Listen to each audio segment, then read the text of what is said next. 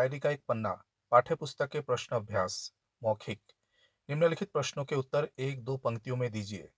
प्रश्न एक, कलकत्ता वासियों के लिए 26 जनवरी 1931 का दिन क्यों महत्वपूर्ण था?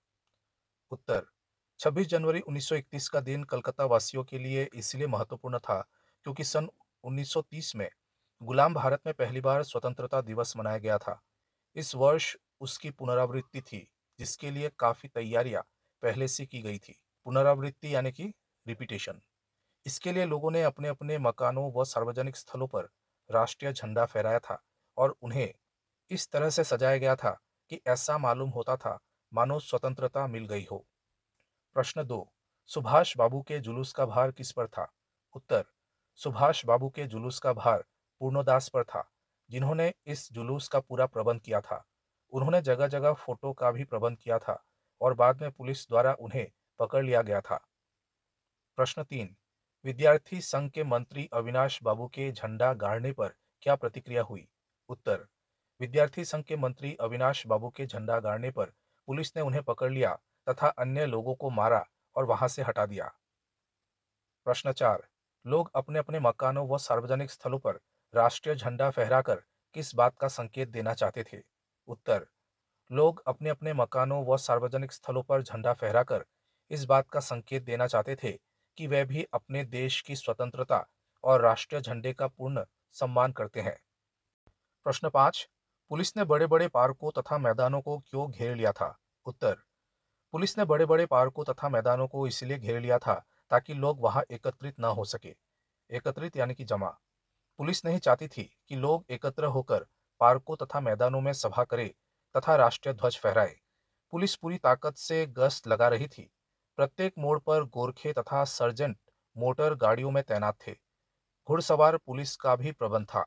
अब देखिए लिखित प्रश्न। पहला प्रश्न, जिसको 25 से 30 शब्दों में आपको लिखना है।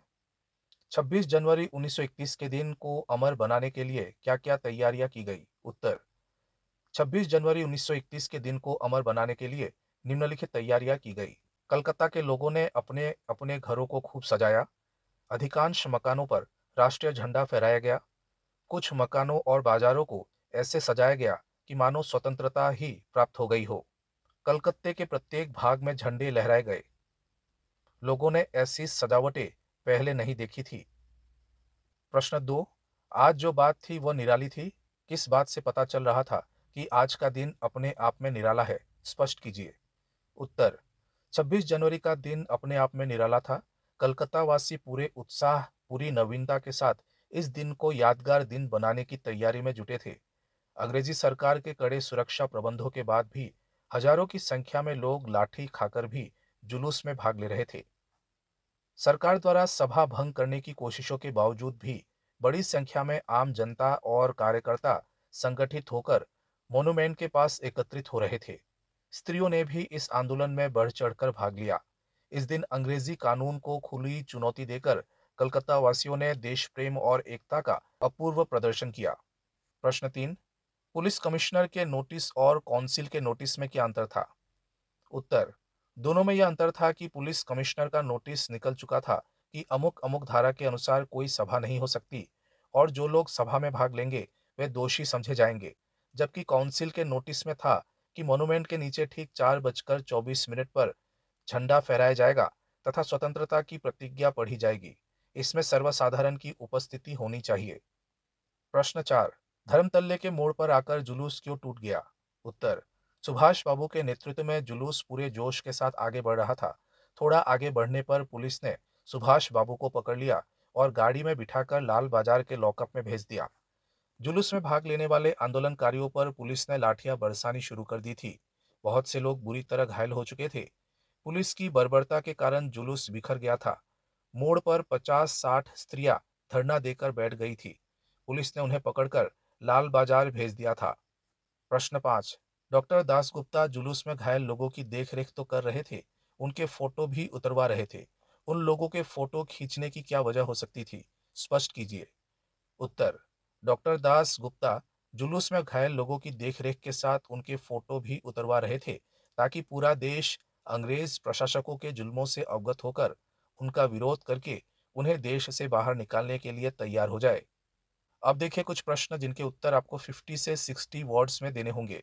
पहला क्वेश्चन, सुभाष बाबू के जुलूस में स्त्री समाज की क्या भूमिका थी?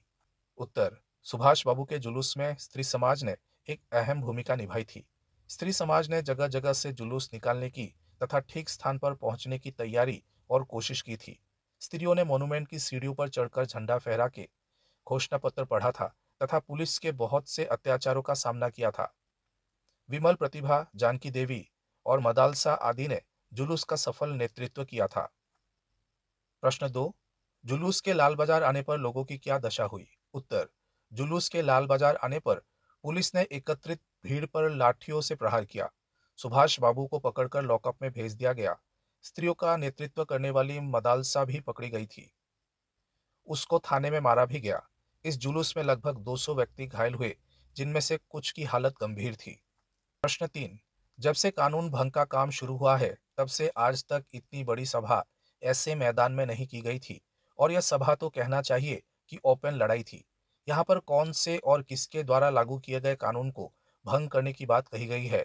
क्या कानून भंग करना उचित था? पाठ के संदर्भ में अपने विचार प्रकट कीजिए। उत्तर, जब पुलिस कमिश्नर का नोटिस निकला कि अमुक अमुक धारा के अनुसार कोई सभा नहीं हो सकती और सभा में भाग लेने वालों को दोषी समझा जाएगा, तो काउंसिल की तरफ से भी नोटिस निकाला गया कि मॉन्यूमेंट के नीचे ठीक 4:24 पर झंडा फहराया जाएगा तथा स्वतंत्रता की प्रतिज्ञा पढ़ी जाएगी। इस तरह से पुलिस कमिश्नर द्वारा सभा स्थगित करने जैसे लागू कानून को काउंसिल की तरफ से भंग किया गया था, जो कि उचित था, क्योंकि इसके बिना आजादी की आग प्रज्वलित न होती। प्रश्न 4, बहुत से लोग घायल हुए, बहुतों को लॉकअप में रखा गया, बहुत सी स्त्रियां जेल गई, फिर भी इस दिन को अपूर्व बताया गया है। आपके विचार में यह सब अपूर्व क्यों है? अपने शब्दों में लिखिए। उत्तर, हमारे विचार में 26 जनवरी 1931 का दिन अद्भुत था, क्योंकि इस दिन कलकत्ता वासियों को अपनी देशभक्ति, एकता व साहस को सिद्ध करने का अवसर मिला था। उन्होंने देश का दूसरा स्वतंत्रता दिवस पूरे जोश और उत्साह के साथ मनाया। अंग्रेज प्रशासकों ने इसे उनका अपराध मानते हुए उन पर और विशेष रूप से महिला कार्यकर्ताओं पर अनेक अत्याचार किए, लेकिन पुलिस द्वारा किया गया क्रूरतापूर्ण व्यवहार भी उनके इरादों को बदल नहीं सका और न ही उनके जोश कम कर पाया। एकजुट होकर राष्ट्रीय झंडा फहराने और स्वतंत्रता की प्रतिज्ञा करने का जो संकल्प उन सब ने मिलकर लिया था, उसे उन्होंने यातनाएं सहकर भी उस दिन पूरा किया। अब देखिए प्रश्न ग, निम्नलिखित का आशय स्पष्ट कीजिए। पहला प्रश्न, आज तो जो कुछ हुआ वह अपूर्व हुआ है। बंगाल के नाम या कलकत्ता के नाम पर कलंक था कि यहाँ काम नहीं हो रहा है, वह आज बहुत अंश में धुल गया। उत्तर, इसका आशय है कि स्वतंत्रता प्राप्ति के लिए इतना बड़ा आंदोलन बंगाल या कलकत्ता में नहीं हुआ था। यहाँ के विषय में लोगों के मन में जोश नहीं था। यह बात कलकत्ता के माथे पर कलंक थी, लेकिन इसे 26 जनवरी 1931 को हुई स्वतंत्रता संग्राम की पुनरावृत्ति ने धो दिया। इस संग्राम में लोगों ने बढ़ चढ़कर भाग लिया था और लोग जेल भी गए। लोगों के अंदर देशभक्ति की भावना का संचार हो चुका था। प्रश्न 2, खुला चैलेंज देकर ऐसी सभा पहले नहीं की गई थी? उत्तर, प्रस्तुत पंक्ति का यह आशय है कि जब 26 जनवरी सन 1931 के दिन कलकत्ता में स्थान स्थान पर झंडोत्सव मनाए गए, तो ब्रिटिश सरकार को यह बात मान्य नहीं थी। इसीलिए उन्होंने भारतीयों पर अनेक जुल्म किए। कलकत्ता के इतिहास में यह पहली बार हुआ था कि पुलिस कमिश्नर द्वारा निकाले गए नोटिस के बावजूद भी काउंसिल द्वारा उन्हें खुली चुनौती दी गई कि न केवल एकजुट होकर झंडा फहराया जाएगा, अपितु स्वतंत्रता की प्रतिज्ञा भी पढ़ी जाएगी। पुलिस द्वारा यह नोटिस भी जारी किया गया कि इन सभाओं में भाग लेने वालों को दोषी समझा जाएगा। तब भी बड़ी संख्या में न केवल पुरुषों ने बल्कि स्त्रियों ने भी जुलूस में भाग लिया और सरकार द्वारा बनाए गए कानून को भी भंग किया। आजादी के इतिहास में ऐसी खुली चुनौतियां देकर पहले कभी कोई सभा आयोजित नहीं हुई थी। Thank you for watching. Please like and subscribe the channel.